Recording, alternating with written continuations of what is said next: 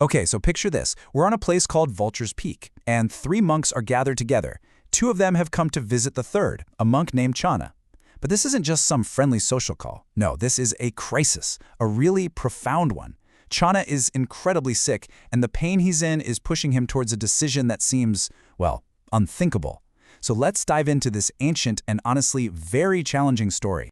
So listen to these words from the monk Channa. These aren't just words on a page, they are a direct window into a kind of suffering that's almost impossible for us to really wrap our heads around. And that raw, visceral description, that's where our story really begins, right on the very edge of human endurance. All right, first up, we're going to explore the true depth of Channa's pain and the shocking choice he ends up declaring to his friends. Now, what's so powerful here is how Channa describes his agony. He doesn't just say, "Oh, it hurts a lot." He uses these incredibly graphic, almost cinematic similes. He says it feels like a strong man is literally crushing his skull with a sharp blade.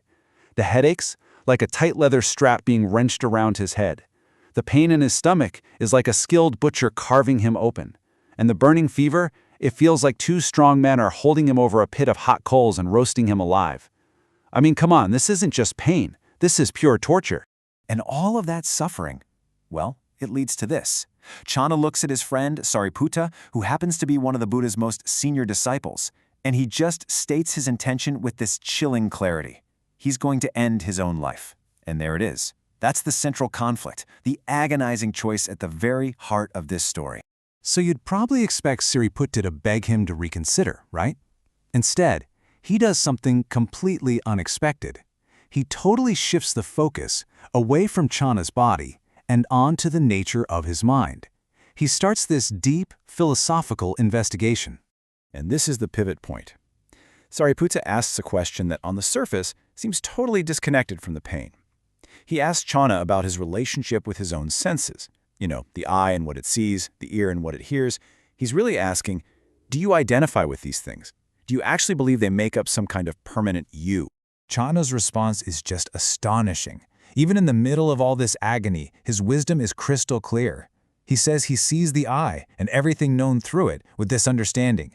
This is not mine, I am not this is not myself. And that, right there, is a perfect expression of one of the absolute core teachings in Buddhism, anatta, or not self. And he doesn't just stop at the eye. He applies this same incredible insight to all 6 of his senses: sight, sound, smell, taste, touch, and even the thinking mind itself. In none of them, not a single one, does he find a permanent, unchanging me that he needs to cling to. So when Sāriputta asks, okay, but how do you know this? Channa's answer is that he sees nirodha, or cessation, and this is so crucial. He isn't focused on the experience of pain itself, but on its impermanent nature. He sees that all these things, the sights, the sounds, the feelings, even this horrific pain, they all arise and then they cease. They're not solid and they are not. Okay, so at this point, the third monk, Mahākassapa, finally speaks up. He offers Channa one last really powerful piece of instruction to help fortify his mind for what's to come. Mahākassapa basically lays out the path. He tells Channa to remain anisita, which means unsupported. Don't lean on any experience for your sense of self. When the mind doesn't lean on anything, he says, it finds stillness. That stillness then brings tranquility.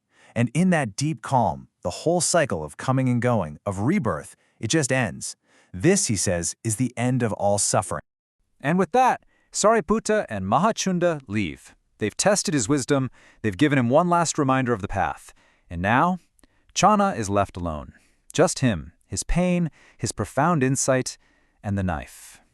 This brings us to the final part of the story, the resolution. Sāriputta now has to go to the Buddha and report what's happened, and he's filled with this deep uncertainty about the consequences of his friend's final choice. The text states it so simply, with no drama at all. After his friends left, Channa followed through. He took the knife. You can just imagine Sāriputta approaching the Buddha, his heart just heavy with this news, and his question gets right to the point. In a teaching that strictly forbids any kind of killing, what is the fate of a monk who takes his own life? What's next for Channa? Now, the Buddha's response is incredibly precise. He doesn't immediately talk about the act itself. Instead, he defines what makes an act salpavaja, or blameworthy. And he says a blameworthy person is someone who lays down this body only to grasp at and take up another one. The real blame, you see, lies in continuing the cycle of craving that fuels rebirth.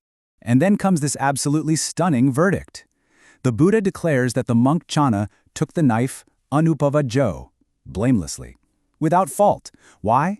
Because Channa didn't grasp at a new existence. He had already let go of the very clinging that leads to rebirth, so his final act was not considered a fault.